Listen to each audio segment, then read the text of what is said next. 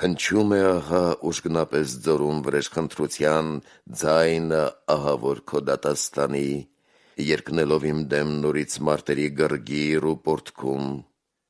Այժմ իսկ զգում եմ արդեն անձիս մեջ տագնապախռով ալեկոծումների ներհակուժերի և չարուբարի խորհուրդներն ահա խմբված բազմությամբ, սպառազինված զենք ու սուսերով բախվում են իրար ոսողների պես, դարձնելով համակ ինձ մահվան գերի, ըստ հին դիպվածի, երբ շնորհը քո դեռ ինձ չէր հասել։ Առաքյալներից Պողոս է ընտրյալ, Մովսեսի օրենքն համեմատելով այդ շնորհի հետ գերադասում է փրկագործումը Քրիստոս Աստծո։ Բայց եթե ինչպես գիրքն է վկայում, մոտ է Տիրոջ օրն, երբ արդարության ժամադրավայր Հովսափաթեային նեղձանոք հովտում և Հեղեղատի ափին Կեդրոնի փոքր հանդեսներում երկրային կյանքի օրինակներով հանդերձյալները պիտի պատկերվեն,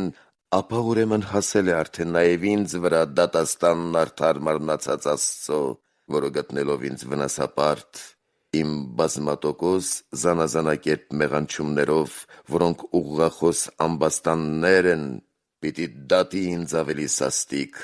քան մի ժամանակ նրա բարձրացած ձեռքն արվածելով Եդովմայեցի ու Փղշտացի և այլ բարբարոս ազգերի պատժեց,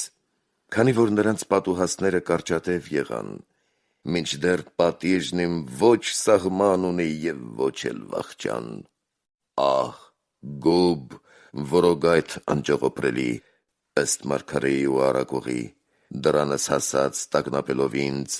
գծագրում են այստեղ իսկ ամոթ նավիտենական։ Արդ դու միայն, դու կարող ես դեղեր հրաշագործել կյանք տալու համար այն հոգիներին, որոնք մատնվել են ամենավարան վտանգների ու տարակուսանքի, ամենաքավիճ, անպատում փառքով հավիտյան գովյալ, անհասանելի քո բարձունքներում։